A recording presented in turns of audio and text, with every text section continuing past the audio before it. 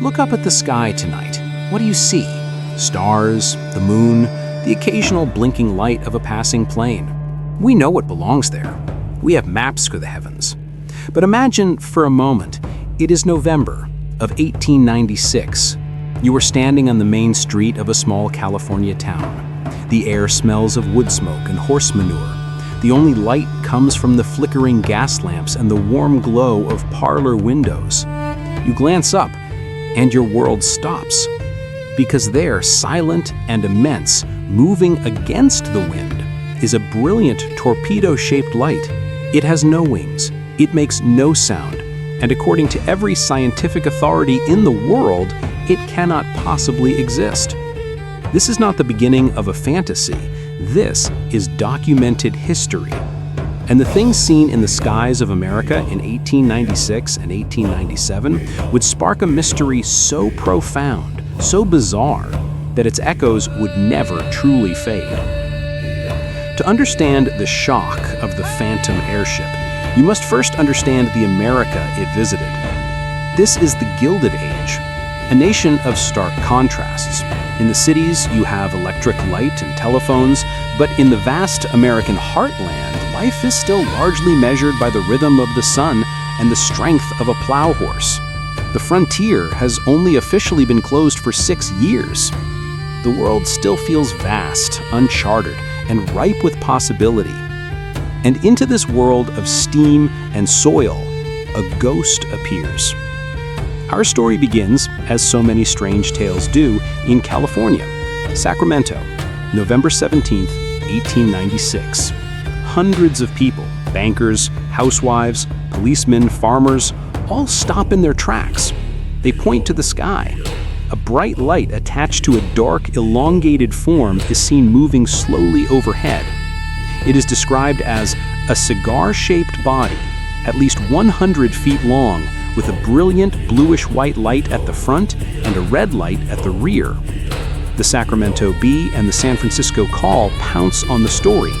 The accounts are not from hysterical souls, but from respected citizens. They speak of a craft moving with purpose, with intelligence, against the prevailing wind. But this is just the opening act. 4 days later, on November 22nd, the airship visits San Francisco. It is seen by thousands this time. It hovers over the cliff house. It performs maneuvers that baffle the mind, stopping, starting, changing direction with an agility that defies any known balloon. Witnesses report hearing voices from above, and even seeing shadowy figures moving about on a lighted deck. The newspapers are now in a frenzy. Is it a secret invention? A new kind of dirigible? The public desperately wants it to be human, a triumph of ingenuity. And then, the pilots begin to speak. The airship doesn't stay in California. It begins a slow, deliberate journey east, across the Rockies, over the Great Plains. And as it travels, the stories evolve from mere sightings to encounters, close encounters. In one Nebraska town, a farmer claims he was approached by a tall, handsome man with a long, dark beard. The man, standing beside his grounded, mysterious craft, asked for a bucket of water. He spoke perfect English, but with a strange, unplaceable accent. He told the farmer his name was Mr. Dell, and that he and his crew were testing a new aerial motor. He was polite, eccentric, and vanished into the night as silently as he came. In Kansas, the story grows stranger. A group of railroad workers swear they met the airship's pilot, who called himself Wilson. He was not alone. With him was a beautiful woman and a second man who spoke no English, chattering in an unknown melodic language. They claimed to be from a secret society of inventors based in upstate New York. They offered fantastical details. The ship was made of a material lighter than aluminum, stronger than steel, and was powered by compressed air or electromagnetic forces. They handed out pamphlets in some accounts explaining their mission. Pamphlets that, of course, were never produced as evidence. These pilots are a peculiar bunch. They are often described as well-dressed, sometimes in what appears to be a naval uniform. They are overwhelmingly polite, calm, and oddly casual about their world-shattering technology. They are in essence the perfect American eccentric inventor, a trope the public could understand, but the details are always just off. The materials they describe are impossible. Their origins are vague: a secret club in New York, a hidden colony in Texas, a private venture funded by a mysterious millionaire. As the wave of sightings sweeps into the Midwest in the spring of 1897, the stories take a darker, more sinister turn. The airship is no longer just a marvel, it becomes an omen. In Iowa, a witness claims the craft shone a blinding searchlight down onto his field, illuminating the ground like daylight before speeding away. In Missouri, a farmer named John Barclay tells a harrowing tale. He was awakened by a strange humming. Peering from his window, he saw a dark, fish-shaped vessel settled in his cornfield. Figures moved around it, collecting samples of his soil and his well water. When he shouted, a light swept over him and he was frozen, paralyzed by a feeling of immense dread. The figures boarded their craft, which rose with a soft roar, leaving behind only crushed stalks and a lingering sulfurous smell. Then, on April 19, 1897, the story explodes in the small town of Aurora, Texas. The report, filed in the Dallas Morning News by a respected Signal Service officer named S.E. Hayden, is chilling. It states that early in the morning, a low-flying airship, moving at a great speed, clipped the windmill of a local judge, Judge Proctor, and crashed into his yard. The explosion was tremendous. The wreckage was not of this world. The pilot, the only occupant, was mangled beyond recognition. But he was not human. The report describes him as a Martian.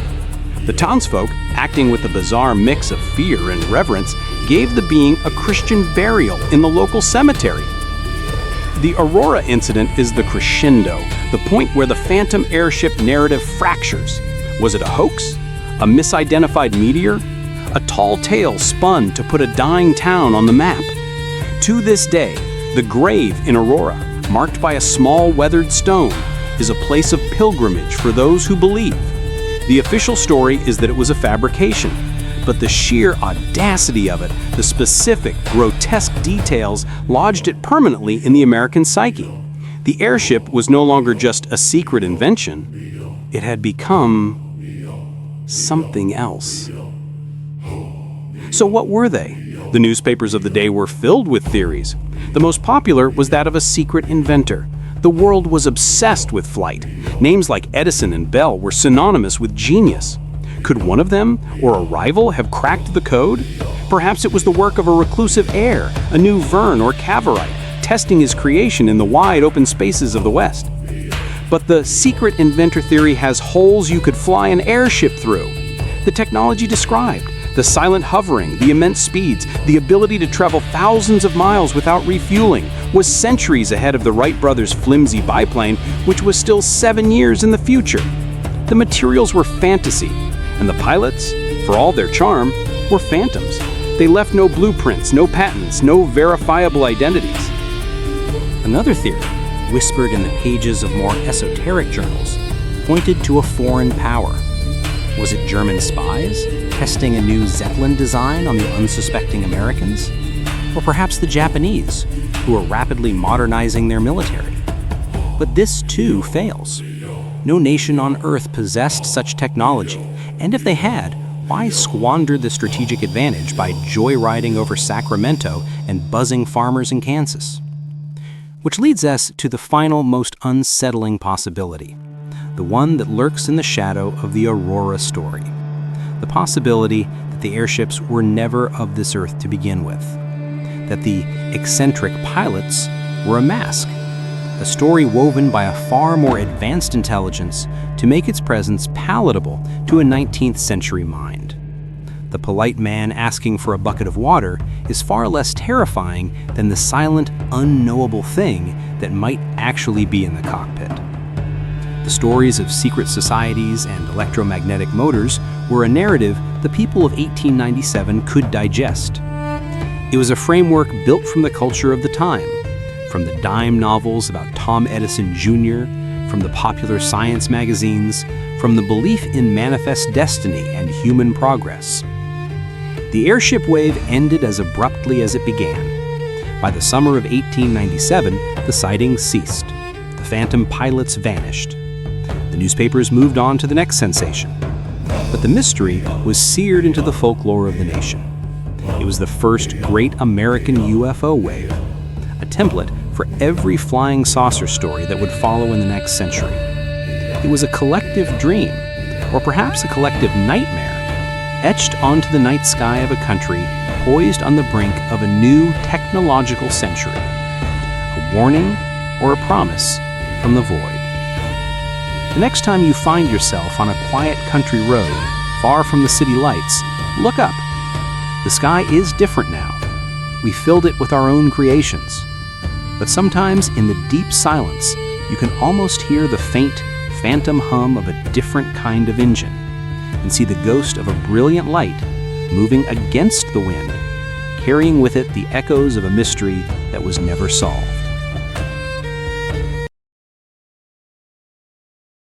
Imagine a time when the American frontier was a vast, whispering darkness, a land of towering trees and deep, shadowed valleys, where the only light after sundown came from a cabin's hearth fire. It was a place of hard labor and simple faith, but also of profound superstition.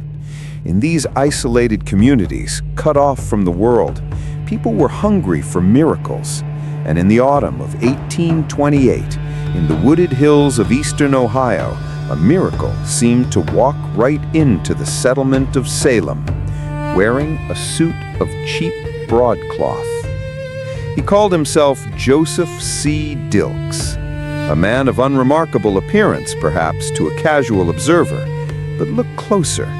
They said his eyes held a strange, piercing quality, a light that seemed to look right through you, into the secret chambers of your soul. He arrived with no history, no past, like a mushroom sprung from the forest floor after a rain. And he began to speak. His voice, they said, was not like other men's.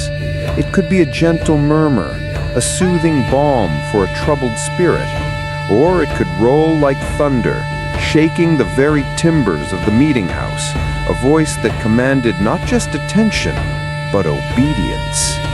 He preached in a small log church, and his words were a fire.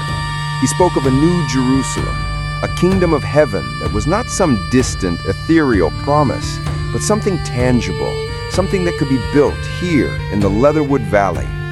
He twisted scripture, he wove new prophecies, and the people, weary from the struggle of frontier life, listened.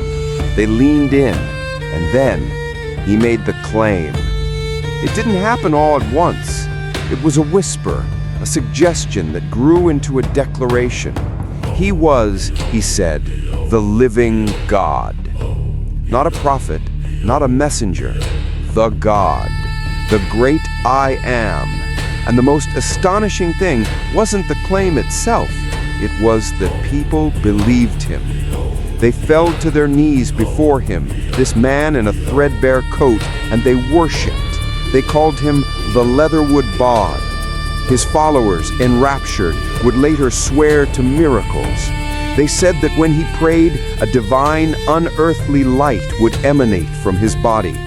They said he could hold live coals in his hands without being burned, that he knew their secret sins before they confessed them. In a time and place where the line between fervent religion and outright delusion was often blurred, Joseph Dilks had crossed it, and he had taken a good portion of the town with him. But Salem, like any frontier town, was not a monolith. For every believer, there was a skeptic.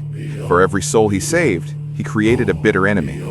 There was Matthew McCoy, a local justice of the peace, a man of law and order who saw Dilks not as a deity, but as a dangerous charlatan whipping the community into a frenzy.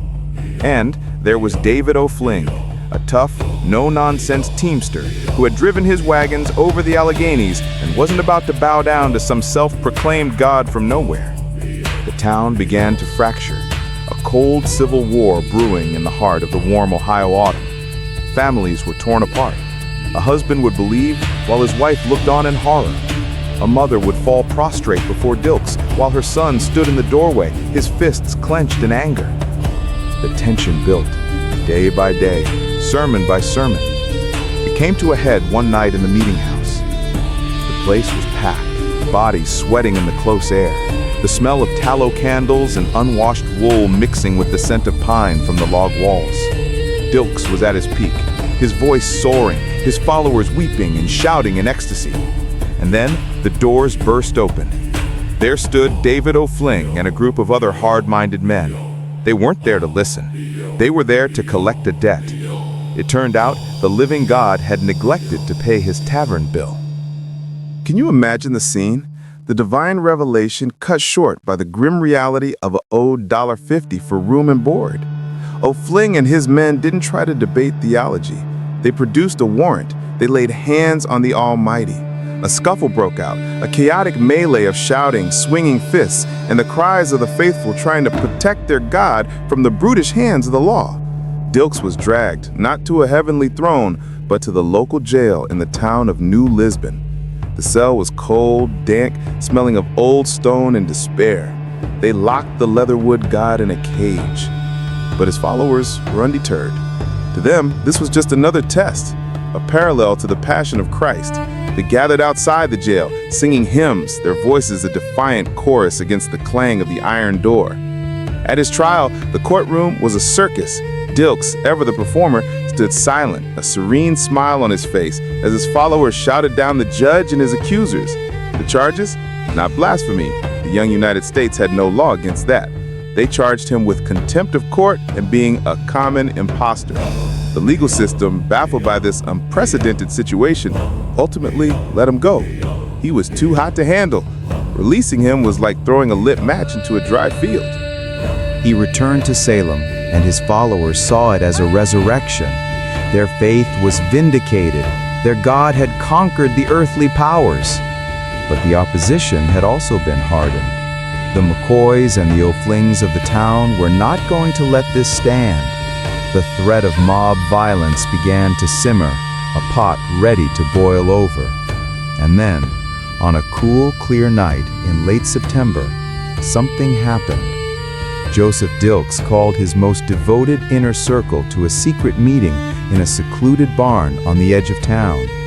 The air was thick with the smell of hay and animal musk. A single lantern threw long, dancing shadows on the rough-hewn walls. Dilks stood before them, his face grave. He told them the time had come, that the world was not yet ready for his full glory, that he must leave them for a time. He spoke of a journey, of a purpose only he could fulfill.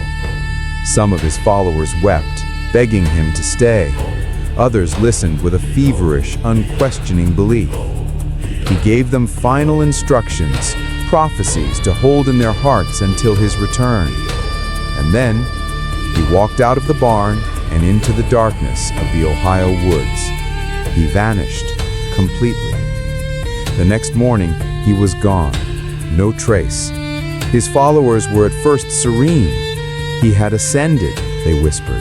He had returned to his heavenly Father just as Christ had. They would wait for his second coming. They gathered in the fields, staring at the sky, expecting him to descend on a cloud of glory. But as days turned into weeks and weeks into months, that serene faith began to curdle into doubt and then into a desperate, quiet agony. Where was he? The skeptics, of course, had their own theories. They said he'd been dealt with, that a group of vigilantes, tired of the chaos he'd sown, had waylaid him on a dark road, that his body was buried in an unmarked grave in the deep forest, food for wolves and worms. They whispered that the Leatherwood god had met a very mortal, very bloody end. But there was no body, no confession, no evidence, just silence. And then the legends began. A hunter, miles from Salem, would swear he saw a man who looked like Dilks, walking calmly through a grove of trees, untouched by the driving rain. A farmer's wife drawing water from her well, claimed to hear a voice on the wind, a voice that sounded like his, quoting scripture. The most persistent story, the one that chilled the bone, started the following winter. It was a winter of unnatural severity, they said, the kind of cold that crackled in your lungs and made the trees snap like gunshots in the night. A trapper, a man named Elias Sweeney, was following his trap line deep in the territory that had been the heart of the Whiskey Rebellion decades before. He was looking for beaver pelts along the frozen creeks, his breath pluming in the glacial air. He pushed through a thicket of laurel, and there, in a small, ice-bound clearing, he saw a figure seated on a fallen log, covered in a shroud of pristine white snow. Thinking it was a fellow woodsman frozen to death, Elias approached, his heart pounding with pity and dread. He brushed the snow from the figure's face, and he stumbled back, a cry catching in his throat. It was Joseph Dilks, or what was left of him. His skin was waxy and pale as marble, his eyes closed as if in peaceful sleep. He was frozen solid, a perfect, icy statue.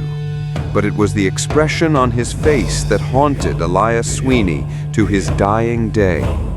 It wasn't the grimace of a man who had frozen to death. It was serene, beatific. A faint, knowing smile played on his blue-tinged lips, and clutched in his stiff, frozen hands was not a Bible, but a small, corked glass bottle, half full with a pale, amber liquid. Whiskey, the very spirit that had once fueled the rebellion in those very hills. The trapper, terrified, fled the clearing. He returned later with a few other men, but the body was gone. All that remained was the impression on the log and the single uncorked bottle, empty now, lying in the snow. Had it been a hallucination, brought on by the cold and isolation?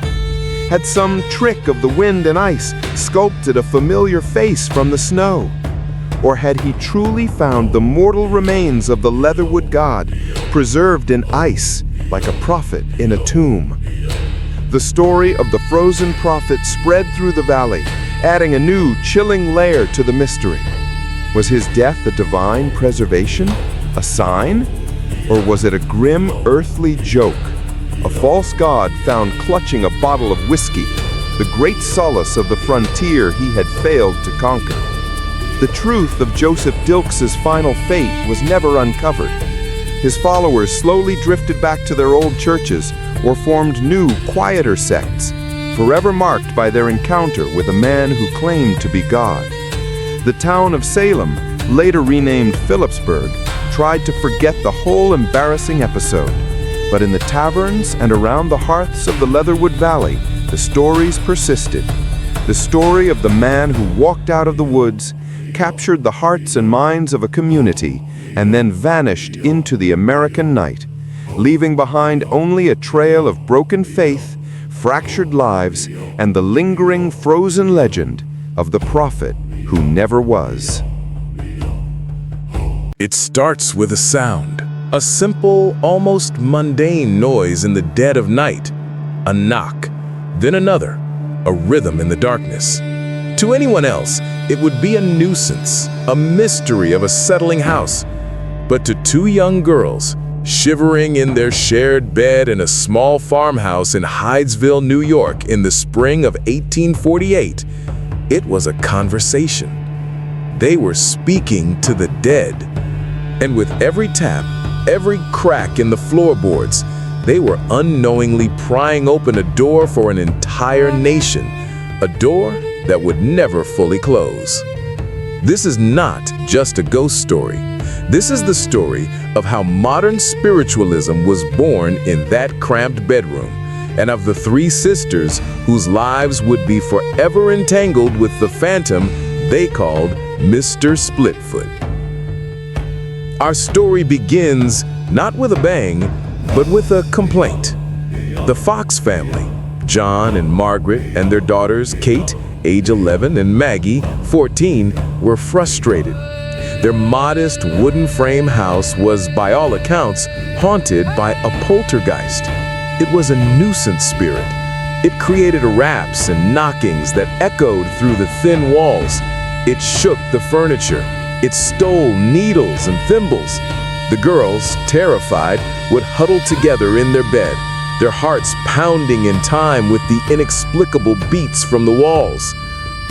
One night, March 31st, 1848, the disturbances were worse than ever.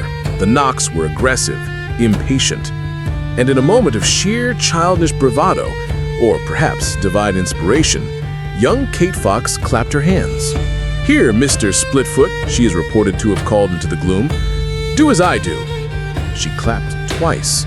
Two distinct knocks answered her from the void. The air in the room grew cold. Maggie, her voice trembling, joined in. She snapped her fingers a certain number of times. The same number of raps answered back. The entity could hear them. It could understand them. And it could count. The fear began to curdle into a terrifying, electrifying curiosity. This was no random noise. This was an intelligence. Their mother, Margaret, was summoned. She too was skeptical, until she began to ask questions. She devised a code. "Count my children," she demanded. 1 rap for Maggie, 2 for Kate, 3 for her other daughter, Leah, who lived nearby. The raps complied, perfectly. "Are you a spirit?" she asked. A single, thunderous knock shook the room. Yes.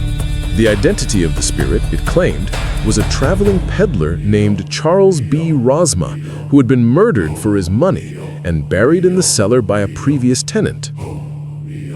The news spread through the tiny, God-fearing community of Hydesville like a wildfire. Neighbors flocked to the house, crowding into the small bedroom, their faces pale in the candlelight as they witnessed the impossible. They took turns asking questions, their voices hushed and reverent as the knocks spelled out answers from beyond the grave. Soon, the older sister, Leah, saw an opportunity that transcended mere local curiosity. A pragmatic and ambitious woman, she took Maggie and Kate under her wing and brought them to Rochester. The small-scale seances in the Hydesville bedroom became public demonstrations in crowded halls. The sisters became celebrities.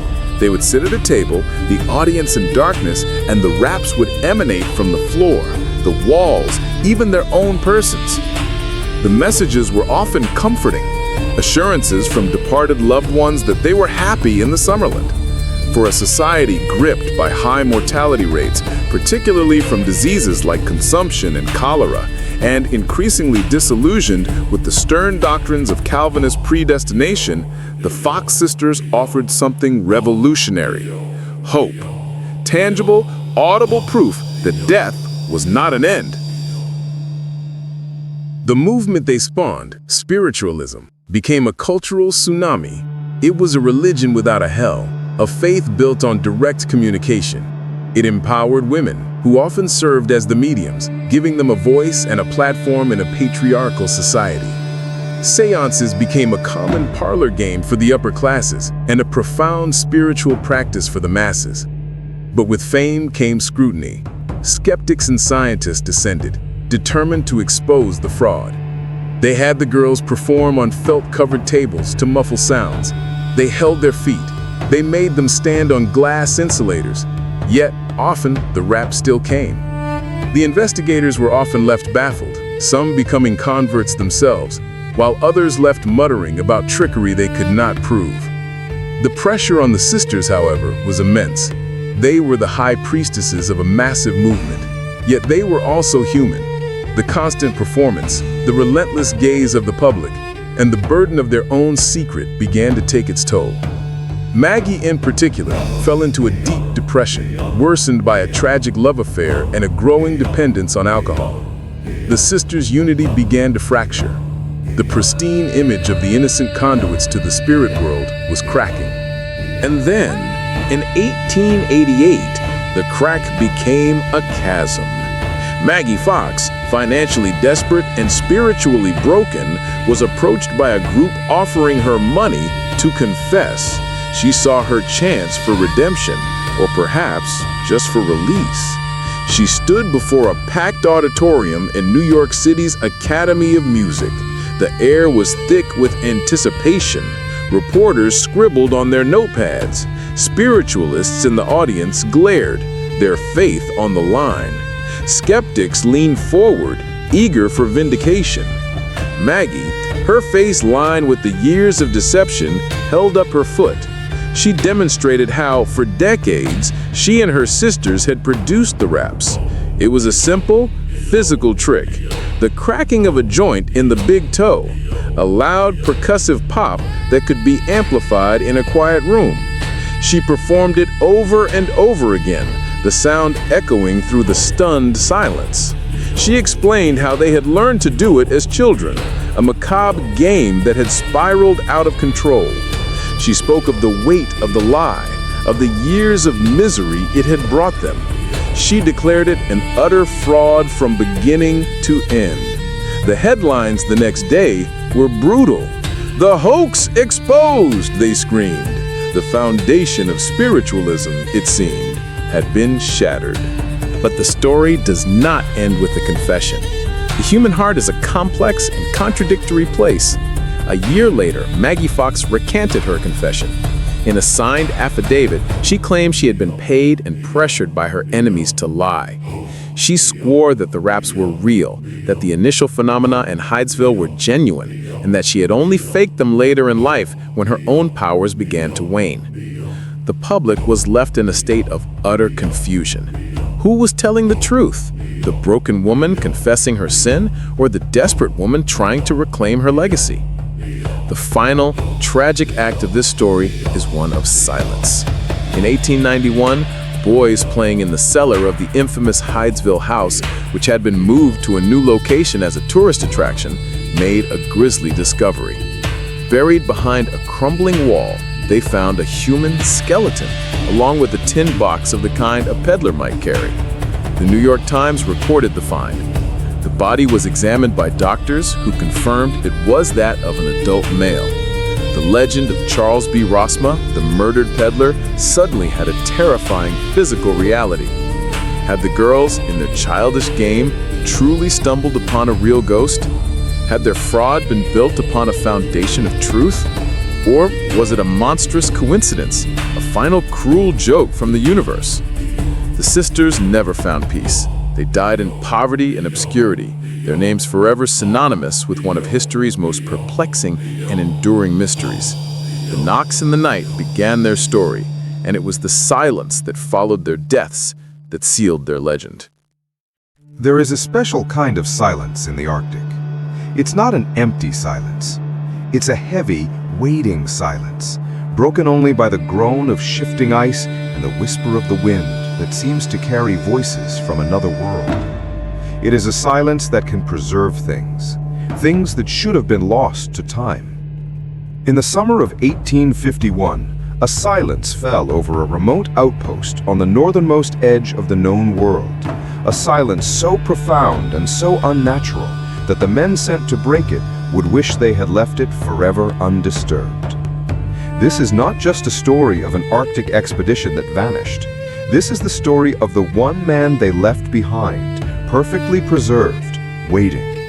This is the story of the frozen watchman of Fort Confidence. Our story begins not with ice, but with fire.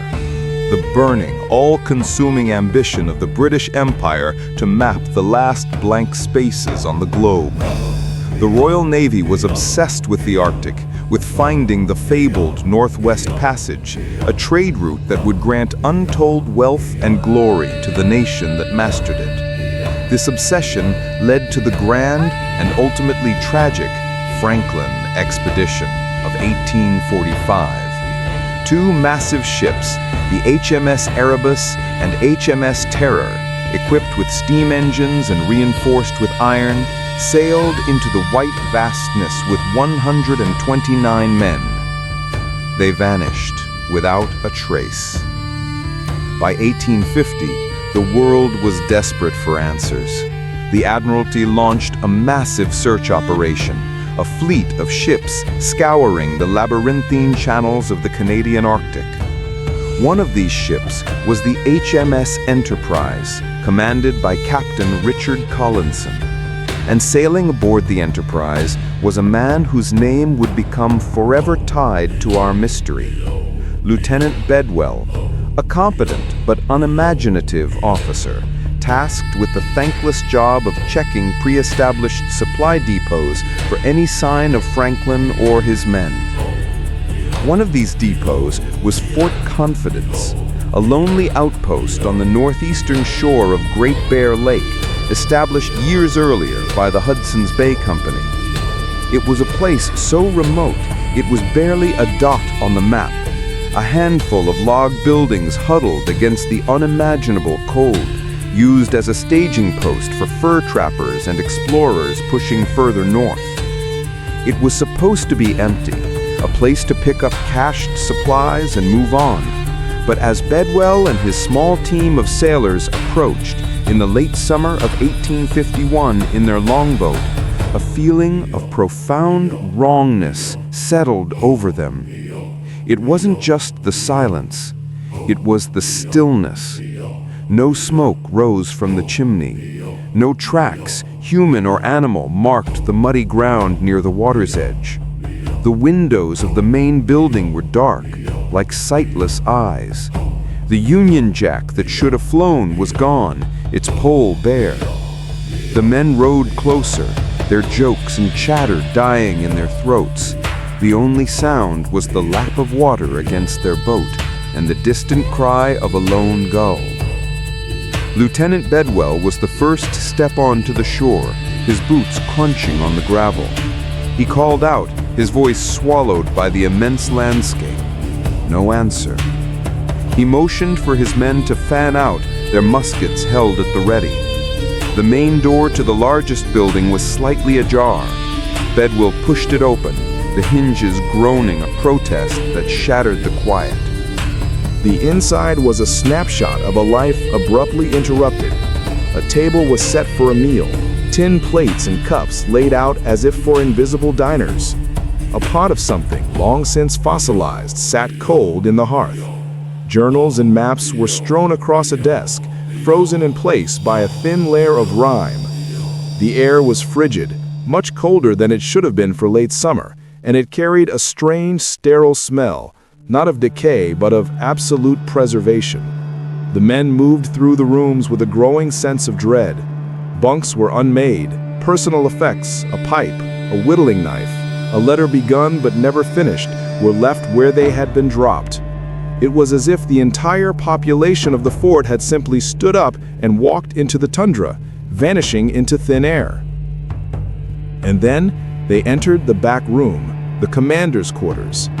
The cold here was even more intense, a deep, biting cold that seeped into their bones.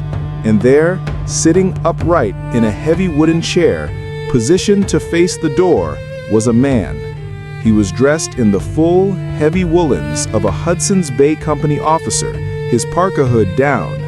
His skin was waxy and pale, almost translucent, stretched tight over his bones. His eyes were open, but they were not the eyes of a dead man. They were clear, a piercing blue, frozen in an expression that was not one of pain nor of fear, but of calm vigilance. It was the look of a man patiently waiting. One hand rested on the table beside him, the fingers curled slightly, as if he had just paused in the act of writing. On the table before him was a logbook, open, with the pen laid neatly beside it. For a long moment, no one spoke. The sailors, hardened men who had faced storms and icebergs, could only stare, their breath pluming in the frozen air.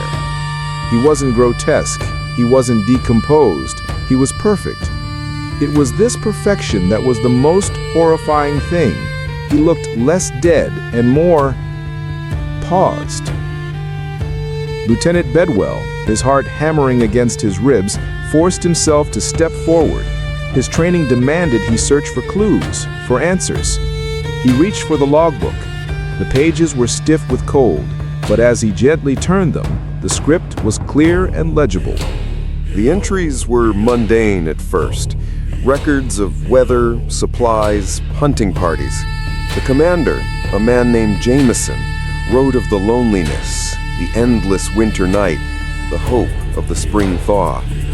He mentioned his men, a dozen in total, by name. Peters, the cook, who could make pemmican taste almost palatable. Macready, the Scottish trapper, who swore he'd seen things moving out on the ice that were not bear nor wolf. Then the tone of the entries began to shift. Bedwell read aloud, his voice a low, tense whisper in the deathly quiet room. Jameson wrote of a growing unease among the men. They spoke of hearing voices on the wind, of seeing fleeting, pale figures dancing at the edge of the aurora borealis. They called them the ice shadows, spirits of the frozen land that were said to lead men astray, to make them forget the way home. Macready, the trapper, had grown increasingly agitated, claiming the shadows were gathering, that they were hungry after the long winter. The final entry, dated March 15th, 1851, was different. The handwriting, once steady and precise, was scrawled and frantic. The silence has a weight to it now. It presses down upon the roof. It seeps under the door. Macready has not returned from his trap line. Peters swears he saw him last night, standing out on the lake, just watching the fort. But when we lit a lamp and looked, there was nothing there but ice and darkness. The men are terrified. They speak of leaving, of taking their chances on the trail back to the main post. They believe the fort itself is cursed, that we have offended the spirits of this place. I have ordered them to stay. To abandon our post is a death sentence. I will maintain the watch. I will sit here and I will wait. If they come, I will be ready. If they are out there, I will see them first. Lieutenant Bedwell's hand trembled as it hovered over the final, desperate words. The ink, frozen in time, seemed to scream from the page. He looked from the frantic script to the placid, frozen face of Commander Jameson. The horror was not in a grisly scene of violence, but in this terrible contradiction, the calm, preserved body and the terrified, scrawled testament. The silence in the room was no longer empty. It was now filled with the echoes of Jameson's fear. "Sir?" one of the young sailors whispered, his voice cracking. What happened to them? The other men?" Bedwell didn't answer immediately.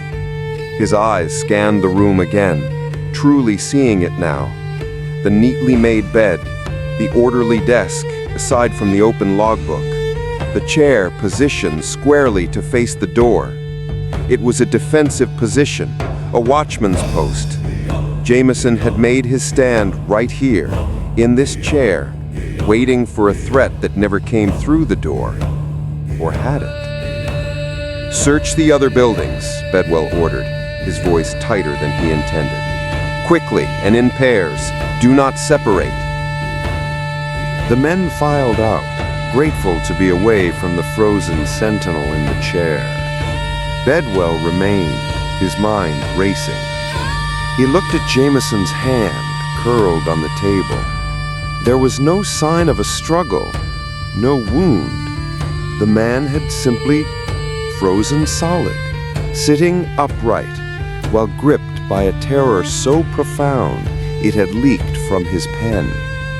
It made no physiological sense. The cold in the room was bitter, yes, but it was late summer. This kind of deep freeze preservation took the relentless sub-zero temperatures of the Arctic winter, not the merely frigid air of an abandoned cabin. The search of the fort yielded nothing but more unsettling questions. The other huts were just as abruptly abandoned. In the bunkhouse, a game of cards was laid out on a crate, a handful of tarnished coins left in the pot. In the small smithy, a half-sharpened axe head was still clamped in a vise. There were no bodies, no graves, no signs of a mass exodus.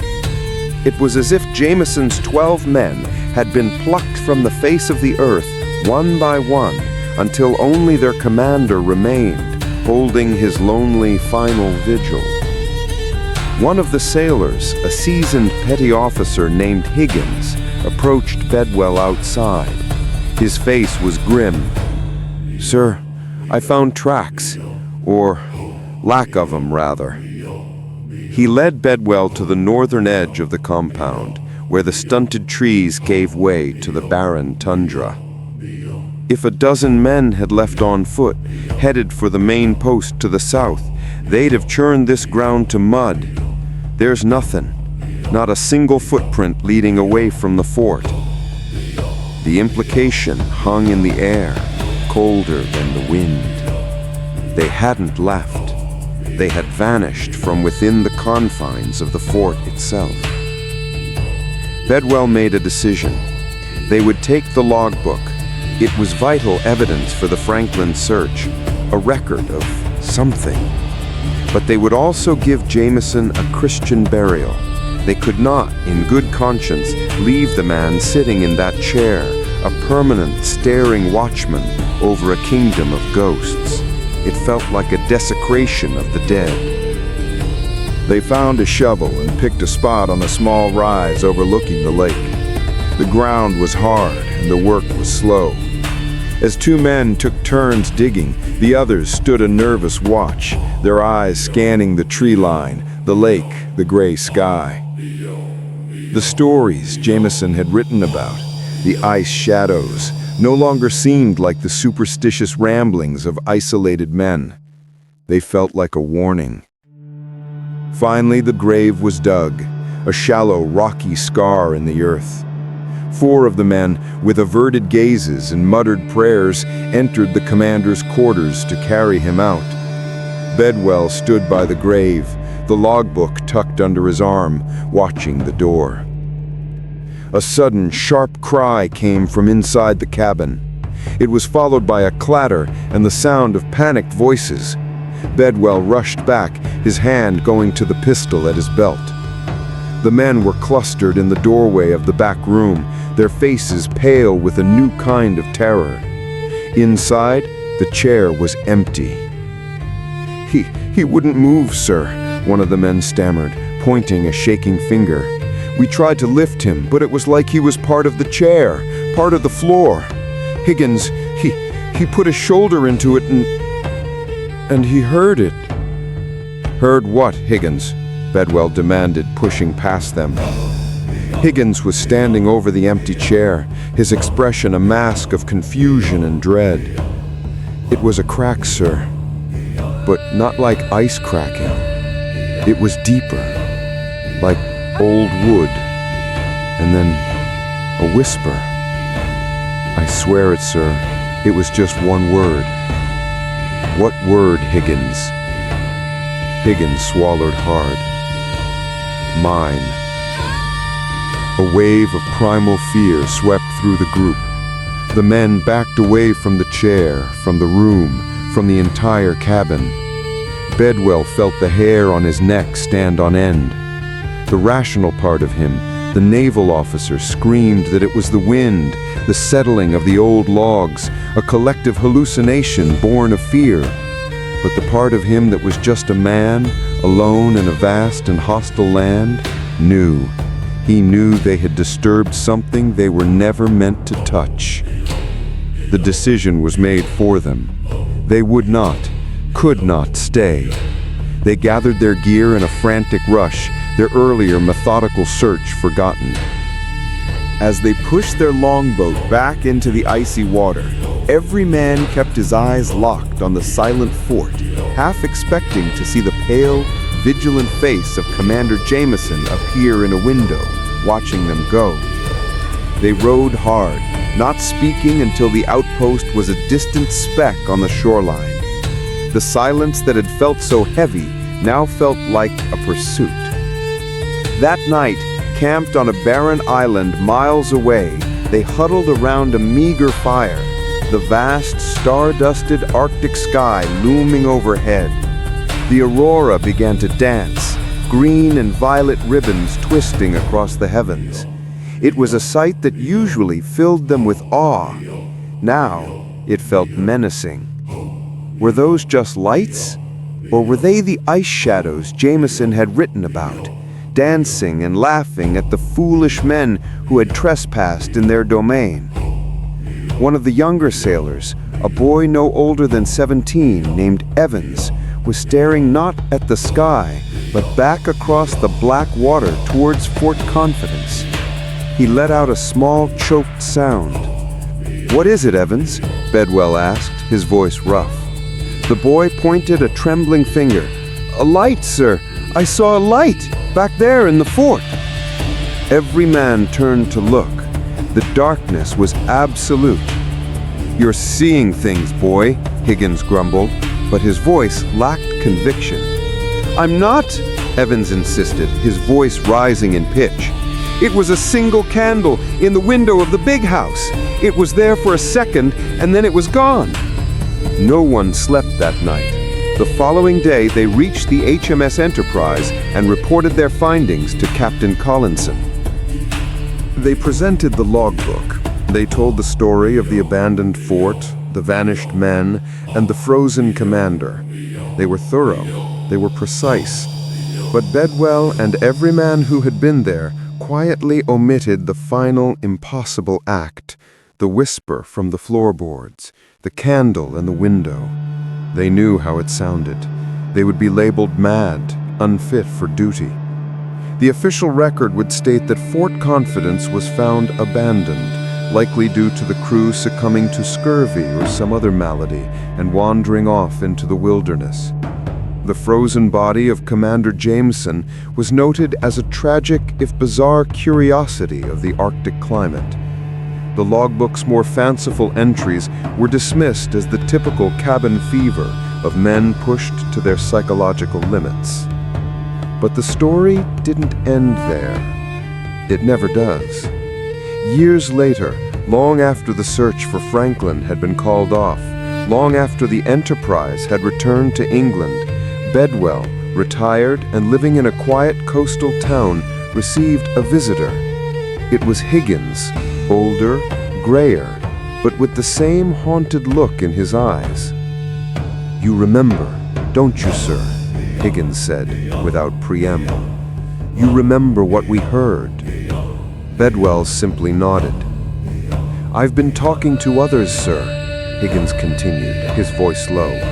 "Fur traders, a few of the Inuit who trade down south. They've always known about that place. They call it the place that listens. They say the spirits there are not of the dead, but of the cold itself. They are ancient and patient. They don't kill men. They collect them. They feed on their warmth, their time, their very presence. They freeze them in a single moment, and that moment becomes a part of the land forever. They say a watchman stands there, not to keep people out, but to make sure no one ever leaves." Bedwell thought of the empty chair, the scrawled final entry. "I will see them first." He had always wondered what Jameson had been waiting for. He now had a terrible, chilling suspicion. Jameson hadn't been waiting for the threat to arrive. He had been waiting for the moment his own men, picked off one by an unseen predator, would finally turn into the very thing he feared. He was waiting to see which of them would be the last to become an ice shadow. And when he was finally, utterly alone, the fort itself, the very land, had claimed its final prize. It had made him a permanent part of its silent, watchful landscape. And sometimes, on the clearest, coldest nights, when the aurora dances a little too wildly, those who know the story can almost feel that vast northern silence pressing in. They can almost hear a whisper on the wind, a single word carried from a lonely shore on Great Bear Lake. It is not a cry for help. It is a statement of possession, a warning from the frozen watchman who is still on duty and who waits for anyone foolish enough to try and break the silence again. The creak of a floorboard in an empty house. The faint, cold scent of a meal cooked over 2 centuries ago, left to congeal on a low wooden table. A single, small gaita sandal lying on its side in the dirt path, as if the child who'd been kicking it along had simply evaporated into the autumn air. This is the silence that fell over the village of Kobayuchi. Not a peaceful silence, a stolen one. It was the 12th day of the 9th month, in the 4th year of the Ane era, late October 1779, in the remote, mist-shrouded mountains of Aomori Prefecture. The village of Kobayuchi was a cluster of perhaps 24 wooden homes with thatched roofs clinging to the rugged slopes. It was a place defined by the rhythm of the seasons, by the planting and harvesting of buckwheat, by the deep, ancient forests that pressed in from all sides. The people here lived by the grace and the whim of the mountain, and they knew its every mood, or so they thought. The morning of the disappearance was, by all accounts later whispered, unremarkable. The sun rose, pale and weak over the peaks. Smoke began to curl from hearths. The village headman, a stern, weathered man named Jiro, looked up at the slopes of Mount Kamuri, its peak already dusted with an early snow, and felt a familiar low thrum of anxiety. The harvest had been poor. Not disastrously so, but enough to make the winter ahead a long and lean one. Still, life went on. His daughter, Kimi, a girl of 16 with clever hands, was in the family's field, carefully harvesting the last of the radishes. She paused, wiping a smudge of dirt from her cheek, and looked towards the forest line. She thought she saw a flicker of movement, a shape that was not quite a tree, a color that was the deep, impossible white of old bone. She blinked, and it was gone. The trick of the light, she told herself. The mountain spirits were restless, that was all. They often were at this time of year. Down in the village, the carpenter, Kenji, was hammering a new plank onto his shed. The sound echoed sharp and clear through the valley. His wife, Sato, was inside their home, stirring a pot of millet and mountain vegetables. The scent was hearty, simple. She hummed an old folk song, one her own grandmother had taught her, a melody about a fox who fell in love with the moon. Next door, the children, too young for the fields, were playing a game of tag, their laughter a bright counterpoint to the solemn calls of the crows.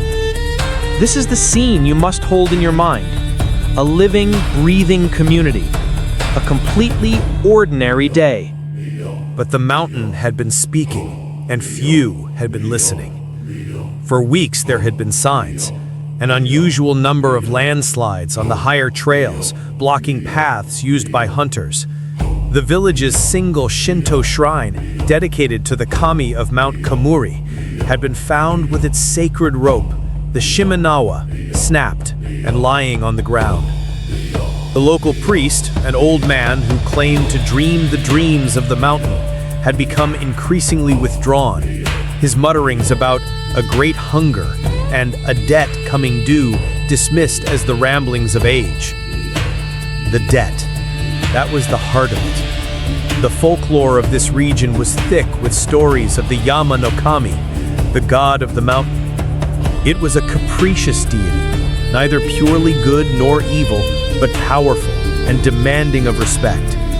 It provided the trees for shelter, the game for food, the pure water from its springs. But it demanded something in return. Silence, reverence, and occasionally a sacrifice. Not always a ritual offering of an animal or rice wine. Sometimes, the stories whispered, the mountain demanded a different kind of payment. A silent sacrifice.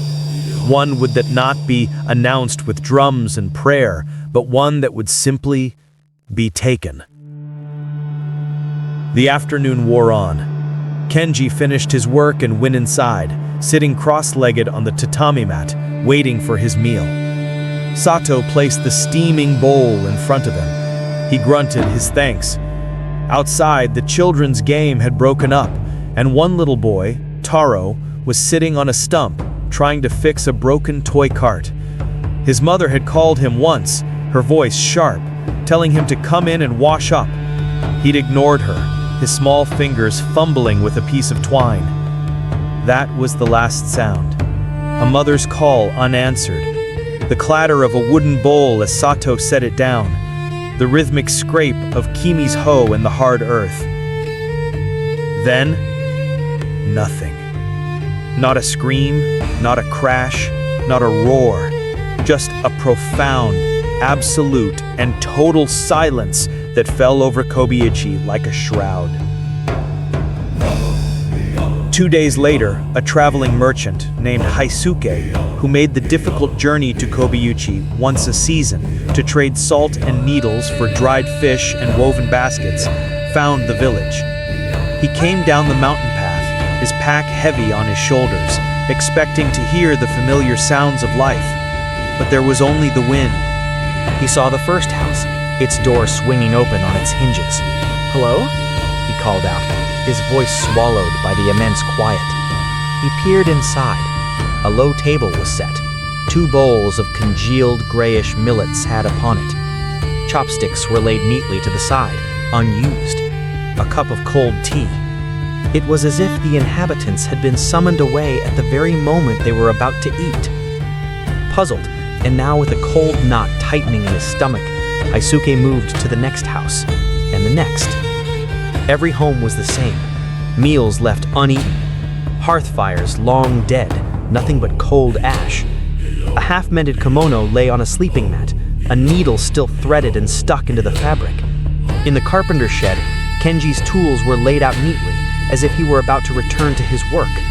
But there were no people, no bodies, no signs of a struggle, no blood. It was as if every single man, woman, and child, perhaps 60 souls in total, had simply stood up and walked into the mountain air, vanishing between one heartbeat and the next. Haisuke's breath came in ragged pants, his fear now a living thing in his throat. He ran to the headman's house. It was just as still. Jiro's ledger, where he recorded village taxes and rice yields, lay open, the inkstone dry beside it. And then Haisuke saw it. On the path outside, a single child's sandal. It was the only thing out of place in the entire, terrifyingly orderly scene. Haisuke did not stay another moment. He fled, stumbling back up the mountain path, his pack abandoned, his heart hammering against his ribs. He did not stop until he reached the next village, where he collapsed, babbling a story of a ghost village, of a people stolen by the yokai, the demons of the mountain. The news traveled, as such news always does, from village to village, growing and distorting with each telling. It reached the ears of the local magistrate, a samurai named Tanaka, a pragmatic man who served the Tokugawa shogunate. He was a man of order, of records, of taxes. A village could not simply vanish. It was an administrative impossibility. He gathered a small contingent of his men and made the journey to Kobayashi. What he found unnerved him to his core. He confirmed Haisuke's story in every chilling detail. The silent houses, the uneaten meals, the utter lack of any rational explanation. There was no evidence of bandit attack. No valuables were missing, no homes were ransacked. There was no sign of disease, no bodies, no stench of death. It was a bureaucratic nightmare.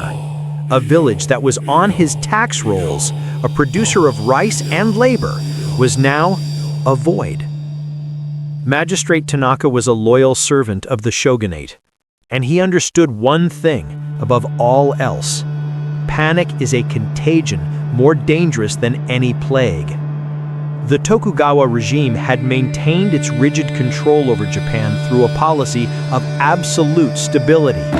Stories of cursed mountains and vanishing villages could shatter that stability.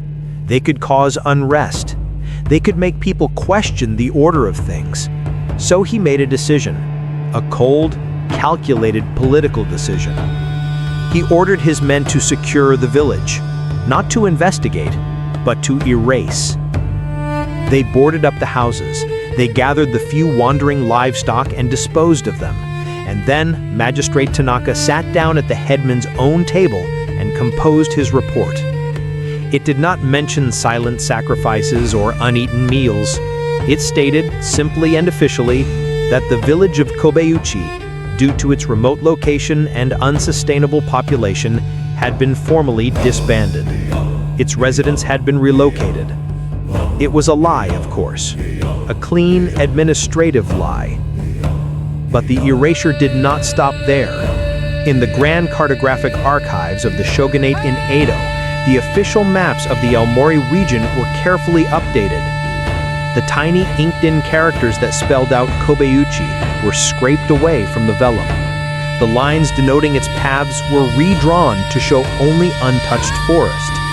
Within a year, as far as the government was concerned, the village of Kobeuchi had never existed at all. Yet, you cannot so easily scrape a story from the human heart.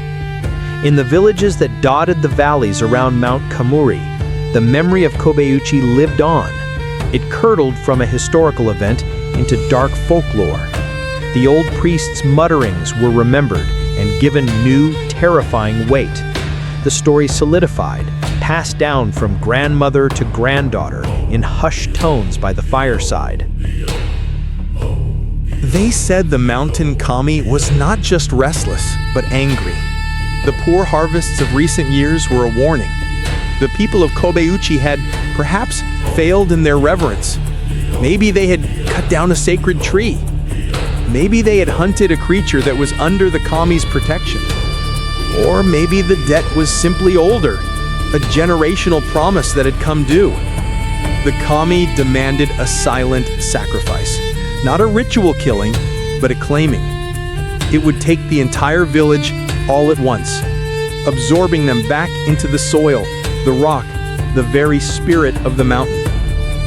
This is where the story would end, as a perfect, unnerving folktale, if not for the slow, patient work of historians and geologists, piecing together the truth from the fragments the shogunate left behind. Cross-referencing the few surviving pre-erasure maps with modern geological surveys, a clear and horrifyingly rational picture begins to emerge. The village of Kobeuchi was not just at the foot of Mount Kamuri. It was situated directly beneath a massive, unstable slope, a layer of weak shale and soil that had been saturated by unusually heavy, persistent rains that autumn.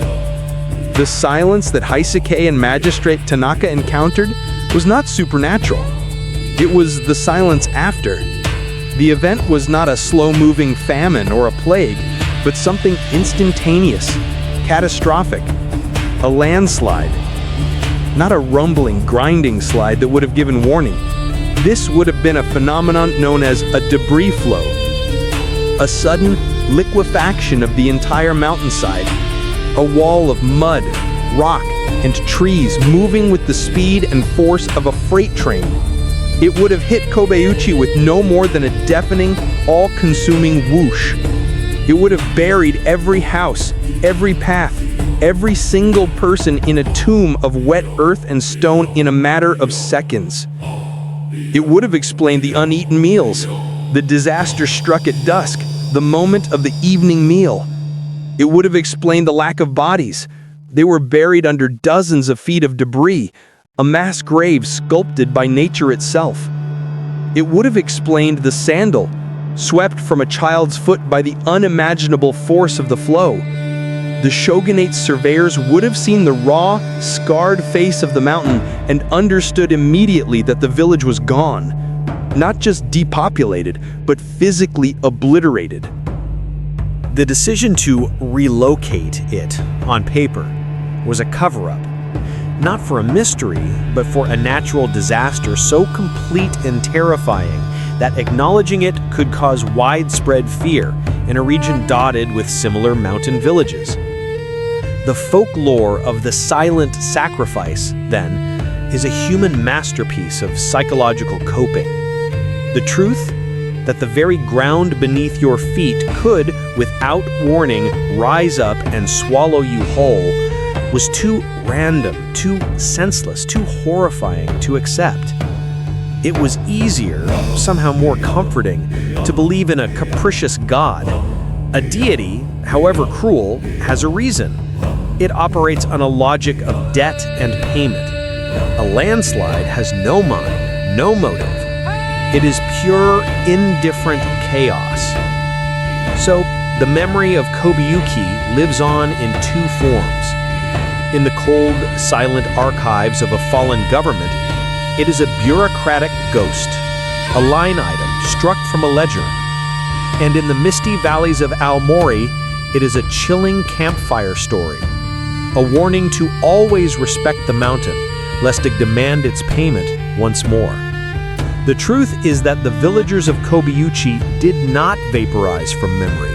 They were buried by it, first by mud and then by lies, and finally by the stories we tell ourselves to make the unbearable darkness just a little easier to face.